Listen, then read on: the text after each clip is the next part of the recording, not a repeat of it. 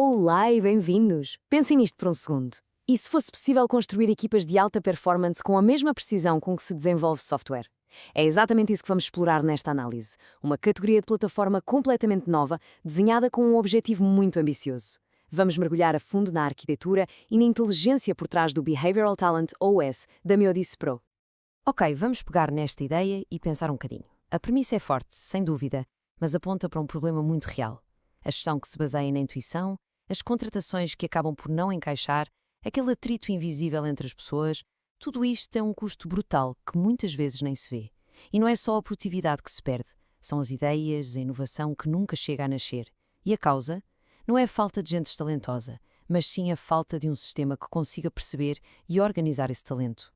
Então, como é que se resolve um desafio destes, um desafio tão fundamental? A Meodice Pro propõe uma mudança de paradigma. Em vez de lançar mais uma ferramenta de RH, apresenta um conceito totalmente diferente, um verdadeiro sistema operativo para pessoas. E é isto o BTOS, ou o Sistema Operativo de Talento Comportamental. Pensem nisto como se fosse o Windows ou o macOS de um computador. É aquela camada fundamental que gera todos os recursos. Só que neste caso, os recursos são as pessoas, o capital humano. Isto não é só mais uma aplicação, é a infraestrutura que permite que todas as decisões sobre pessoas, desde recrutar alguém até gerir um projeto, sejam feitas com base em dados e não em palpites. Mas, tal como num computador, um sistema operativo só funciona se os dados forem limpos e fiáveis. Se os dados estiverem corrompidos, o sistema todo vai abaixo. E como é que se garante que os dados estão certos quando estamos a lidar com pessoas que mudam de e-mail ou de empresa? É isto que nos leva ao primeiro pilar da arquitetura do BTOS. E a solução é, genial na sua simplicidade. O que estamos a ver aqui é a base de tudo. O sistema logo à partida faz uma distinção que é absolutamente crucial. Separa a identidade de uma pessoa do seu contexto. A identidade é global, o nosso e-mail pessoal, por exemplo. Mas o nosso papel numa empresa é um contexto, algo local e temporário. Esta separação é a chave de ouro para garantir que os dados de uma avaliação são sempre ligados à empresa e à vaga certas, mesmo que a pessoa mude de emprego ou use um e-mail diferente. E como é que a plataforma consegue fazer esta separação perfeita entre identidade e contexto? A resposta está no mecanismo a que chamam a supremacia do token. Este fluxo mostra porque é que isto é tão eficaz. Um candidato pode receber um convite no seu e-mail de trabalho, mas depois responder a usar a sua conta pessoal do Google. E o sistema nunca se engana. O token funciona como um carimbo digital, que garante que a avaliação vai parar sempre ao painel da empresa certa. O resultado? Zero complicações para o candidato e uma garantia de conversão de 100% para a empresa que está a contratar. Simples e eficaz. Muito bem, depois de termos dados de alta qualidade, precisamos de uma forma poderosa de os ver e de interagir com eles. E é aqui que entramos no centro de comando da plataforma, o painel Kanban.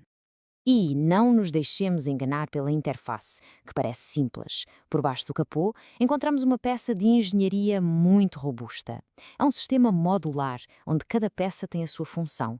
Temos o Core.js, para a base de tudo, o Kanban.js, que trata da física de arrastar e largar, e depois, o mais interessante, o Kanban Reactor.js. Este é, no fundo, o cérebro que está sempre a analisar e a gerar alertas, como, por exemplo, avisar um gestor se uma equipa está a ficar com perfis demasiado parecidos. E dentro desta engenharia toda, há pormenores que fazem uma diferença brutal na experiência de quem usa a plataforma. Já repararam como algumas aplicações parecem instantâneas, mesmo que a net não seja a melhor? A resposta, muitas vezes, está nisto, uma UI otimista. Quer dizer, quando um gestor move uma pessoa de uma equipa para outra, a interface reage como se a operação já estivesse feita. As estatísticas, os gráficos, tudo se atualiza logo ali, à frente dos olhos. A conversa com o servidor acontece por trás, em segundo plano. Isto cria uma sensação de velocidade e fluidez incrível, o que torna o trabalho de gestão muito mais rápido e responsivo. Com dados limpos e uma interface fluida, só falta a peça final, a inteligência. Vamos agora conhecer o cérebro da operação, a camada que transforma todos estes dados brutos em conselhos estratégicos. E essa inteligência artificial até tem nome, Rafael. E aqui, atenção, é fundamental perceber a diferença entre um chatbot genérico e um verdadeiro estratega. A versão gratuita usa uma tecnologia chamada REG para responder a perguntas gerais sobre a metodologia DISC. Basicamente, consulta uma base de dados. Mas a versão Mentor Pro, bem, essa joga noutra liga. Ela recebe um dossiê completo, os perfis da equipa, as notas do gestor e, o mais importante, o ADN cultural da empresa. Com todo este contexto, consegue dar análises de negócio profundas e 100% personalizadas. Mas para garantir que a análise da IA é consistente e não um palpite aleatório, ela não opera livremente. Pelo contrário, segue um conjunto de princípios muito rigorosos, estes 8 mandamentos. Eles funcionam como uma checklist que guia a IA para analisar uma equipa de forma estruturada. Ela vai verificar a distribuição dos perfis, comparar o estado atual com o objetivo, identificar riscos no ambiente da equipa e até potenciais pontos de falha. Isto garante que o resultado é sempre relevante e, acima de tudo, útil. E qual é o impacto real de toda esta engenharia? Bem, o número é bastante significativo. De acordo com a fonte, as empresas que usam o BTOS para estruturar as suas equipas reportam um aumento de 22% no empenho dos colaboradores. E este número não é só uma métrica. Reflete o poder de pôr as pessoas certas, nas funções certas, dentro de equipas onde elas podem mesmo brilhar. Ok, já juntamos todas as peças, dados limpos, uma visualização interativa e uma análise de IA.